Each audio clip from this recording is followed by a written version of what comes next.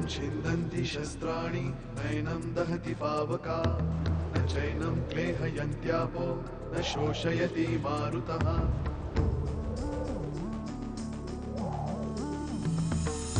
दिवसामागुण रात्र धावते सकाळ संध्याकाळ सूत्रधार जो या साऱ्याचा नावतयाचे काय तयाच्या मनात दडले नकळे कधी कुणा क्षणात होते संभव सारे क्षणापूर्वीचे असंभव असंभव असंभव असंभव. मी सगळं शेअर करेन, मला काहीच प्रॉब्लेम नाहीये. आता मला फक्त कळून दे की त्याने स्वतःनीच ठेवली होती फाईल, नाही चांगला त्याचा कान धरला तर बघ.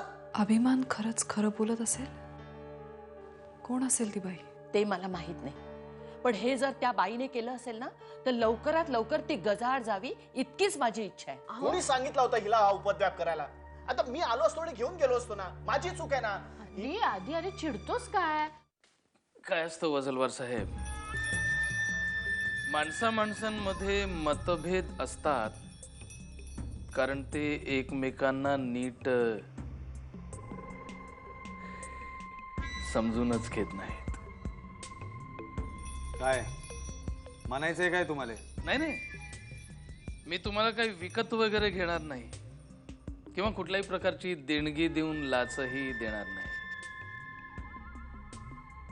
माझं म्हणणं फक्त इतकंच आहे की आपल्या दोघांमध्ये मतभेद आहेत कारण आपल्या दोघांपैकी एक जण कायद्याला घट्ट धरून आहे, ज्याला भावनांशी काही घेणं देणं नाही, आणि दुसरा भावनांच्या आहारी गेलाय, ज्याला कायदा आणि नियम यांच्यापेक्षा नातं महत्वाचं वाटतं.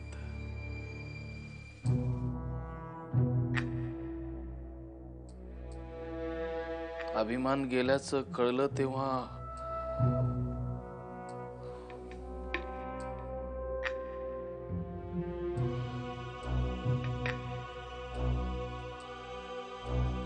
तुम्ही विचाराल की राजस्थानात नक्की काय करत होतो. खरं सांगू,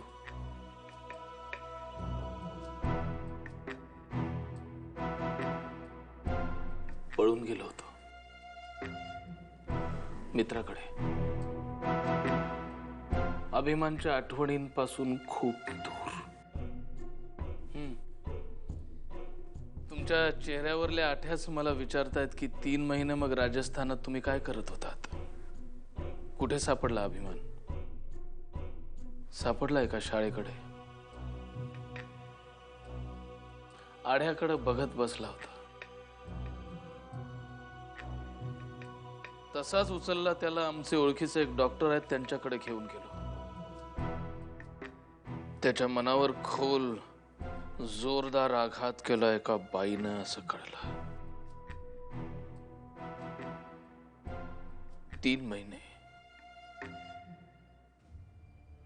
3 महिने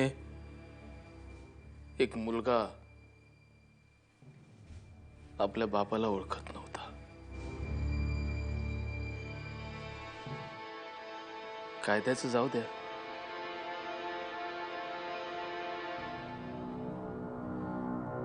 विचार करा काय झालं असेल एका बापाचं. 3 महिने त्यानं मला एकदा तरी बाप म्हणावं, त्याच्या डोळ्यात कसली तरी ओळख दिसावी म्हणून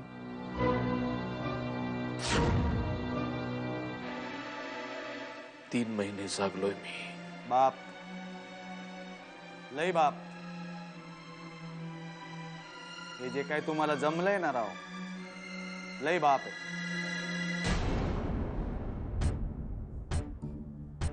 यशवंतराव सरंजामे, पहाडासारखा माणूस आणि आमच्यासारख्या मामूली इन्स्पेक्टर समोर रडतोय.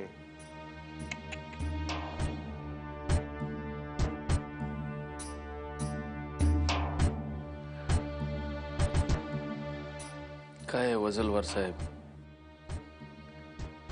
पहाडावर बाहेरून झालेले आघात सगळ्यांना दिसतात, पण आतून पोखरलेला पहाड कोणाला दिसतोय? मला माहित नाही तुमचं माझ्याबद्दल काय मत आहे, पण पहिल्यांदा जेव्हा त्याची स्मृती परत यायला लागली तेव्हा सगळ्यात आधी मी त्याला इथं घेऊन आलो. का? कारण मला माझा अभिमान माझा मुलगा म्हणून हवा आहे, एक गुन्हेगार म्हणून नाही. माझी खात्री आहे त्यानं हा खून केलेला नाही, आणि जो खून त्यानं केलेलाच नाही त्याबद्दल त्याला आत टाकणं, मारझोड करणं यानं काय साध्य होणार आहे? झालाच तर त्रास मला होईल जो तुम्हाला मला द्यायचा आहे. त्यामुळे आज हात जोडून एकच मागणं मागायला आलोय.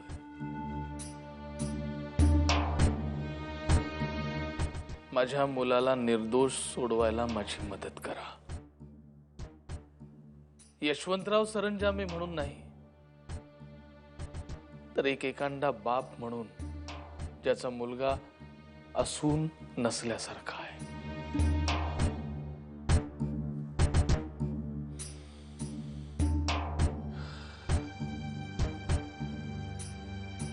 बघा, ठरवा.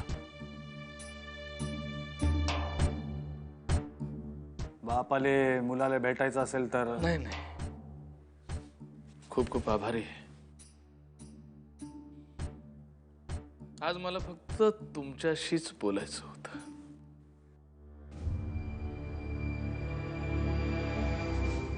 धन्यवाद. येतो.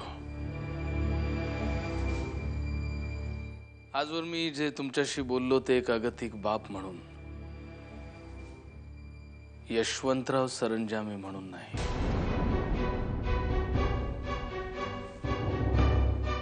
धन्यवाद. परमेश्वर, चला.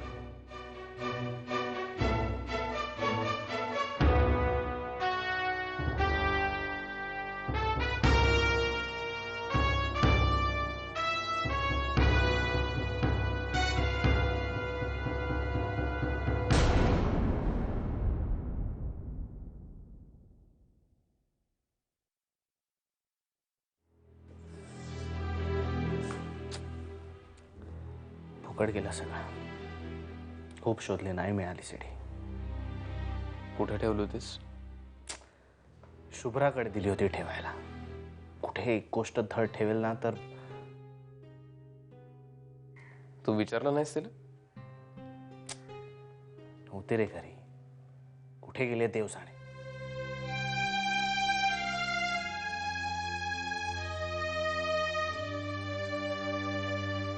आय एम सॉरी यार.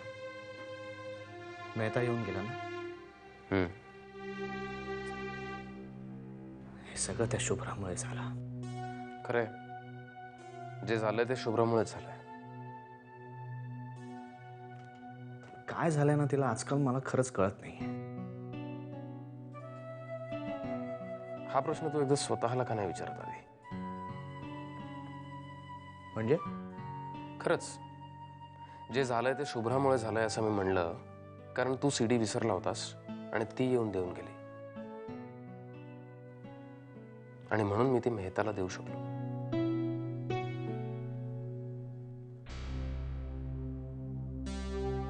तुला काय म्हणायचंय? मी माझं काम व्यवस्थित करत नाहीये. मी असं म्हणलंय का? तुझं सेल दे जरा एक मिनिट.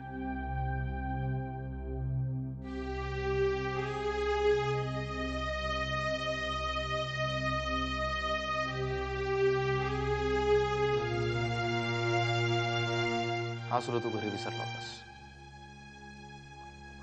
अरे पण ठीक आहे आधी, आपण गोष्टी विसरू शकतो.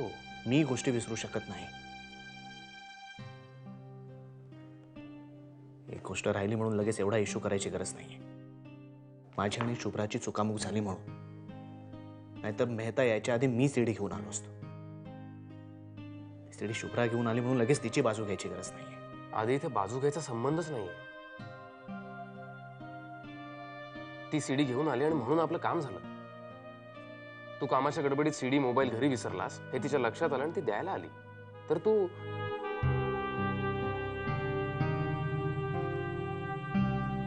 काय झालंय आधी? तू हर्ट झाला असेल तर आय एम सॉरी. पण तुला असं वियर्ड वागताना पहिल्यांदाच पाहतोय.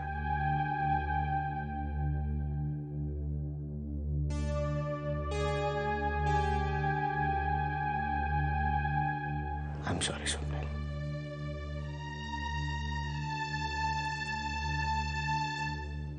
I am really very sorry.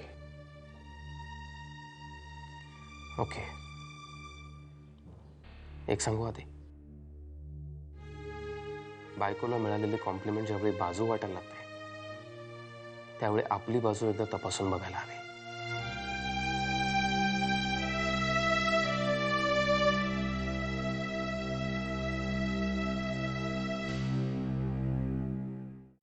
घ्या ना प्लीज. थँक्यू.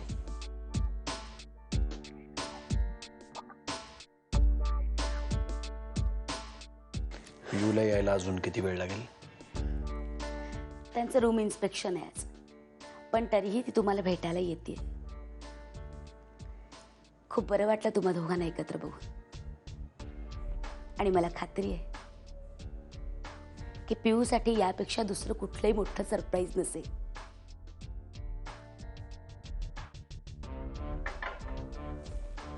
एक रिक्वेस्ट करायची होती.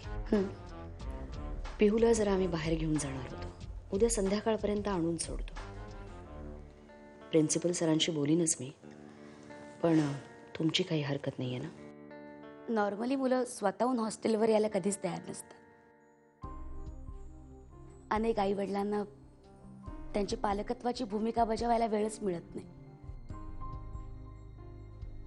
आणि मग त्यांच्या आवडीनिवडींचा विचार, त्यांच्या इच्छांचा विचार त्यांचे गार्डियन म्हणून आम्ही करत असतो. पण जर तुमच्यासारखे पालक त्यांना आपणहून वेळ देणार असतील तर आमची काहीच हरकत नसेल.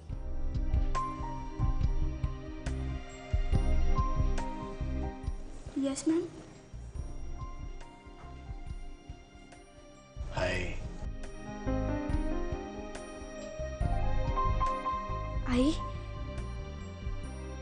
बाबा, तुम्ही दोघं एकत्र? सरप्राईज. खुश? खूप खुश. पियू, रूमचे इन्स्पेक्शन आहे ना, ते झाल्याबरोबर तुला आई बाबांबरोबर जायचंय फॉर अ हॉलिडे. आई बाबांबरोबर हॉलिडे? वाव. आई मी लगेच येते इन्फेक्शन करून. एक अर्धा तास थांबावं लागेल. मी प्रिन्सिपल सरांशी बोलते आणि लगेच तुम्हाला बोलवते. ओके?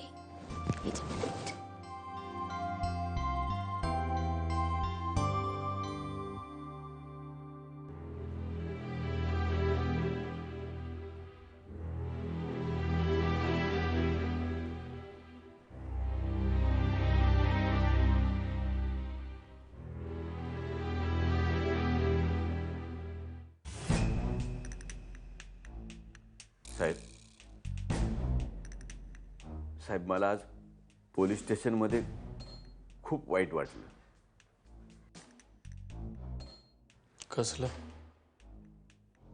तुमच्यासारखा वाघाच्या काळजाचा माणूस आणि त्या फडतूस वजलवारशी तुम्ही असं काय बोलत होता? आपला अभिमान आत आहे, पण मग म्हणून आपण आपला अभिमान का सोडायचा? मी माझा अभिमान सोडलेला नाहीये आणि अभिमानलाही. पण आज आज आज मी जे काय पाहिलं ते,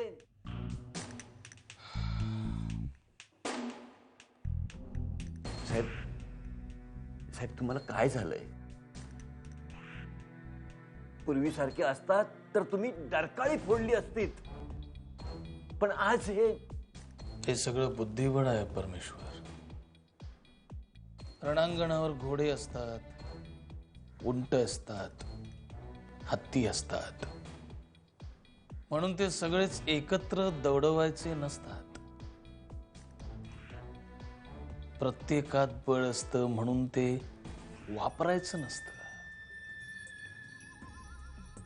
बळ असलेल्यानं सुद्धा बुद्धी वापरावी असा हा खेळ शिकवतो. आणि मी तेच करतोय. म्हणजे मी नाही समजलो. अरे मनात आणलं तर त्या वझलवारचं काय करायचं हे तुलाही चांगलं माहिती आहे आणि मलाही माहिती आहे. पण आत्ता मला ते करायचं नाहीये.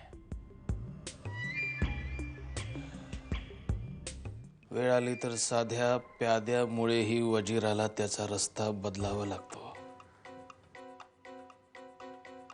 पण एकदा का हा वजीर समोरच्याच्या सैन्यात शिरला की त्यांचे सगळे हत्ती, घोडे, उंट यांची शिकार करूनच बाहेर पडतो. आणि इथंही तेच घडणार आहे. मी वाट बघतोय माझा वजीर परत येण्याची. मग मी दाखवतो ना बुद्धी आणि बळाचा खेळ काय असतो.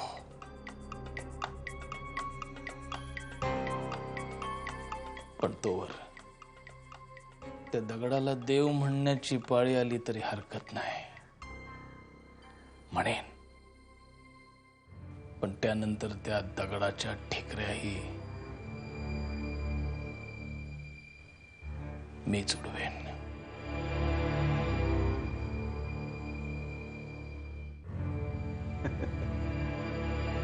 आवडला, खेळ आवडला आणि तुमचा डावही आवडला. आणि हा खेळ समोरच्याचाच वापर करून खशात घालायचा.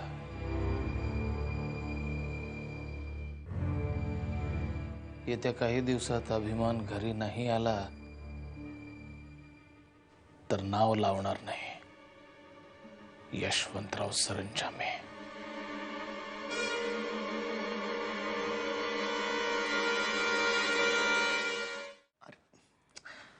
पण मला तसं म्हणायचं नव्हतं. मी सांगितलंय तुला. सॉरी.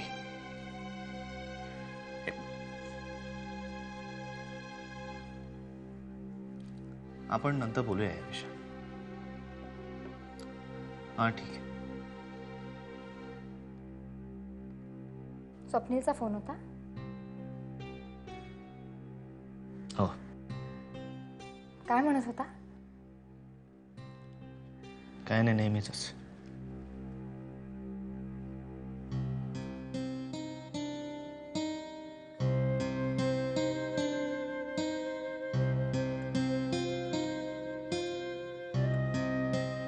आज अगदी विसराळू विनू झाला होता तुमचा.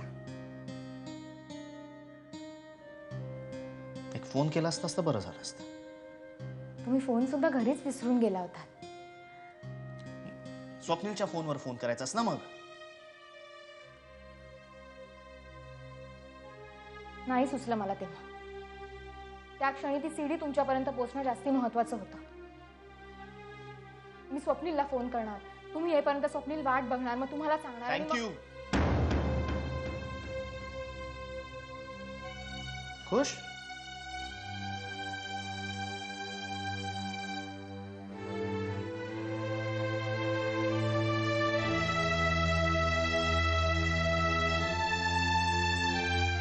शुभ्रा,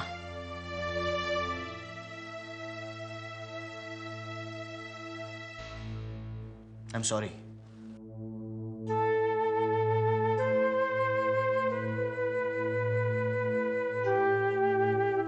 एक सांगू आदिनाथ, तुम्ही काय करायचं, माझ्याशी कसं वागायचं हे तुम्ही ठरवायचं. पण जे वागाल ते मनापासून वागा. कारण ही अशी कोरडी माफी मागण्यापेक्षा मनापासून दिलेल्या शिव्याही आवडतील मला. कारण त्या तरी मनापासून असतील.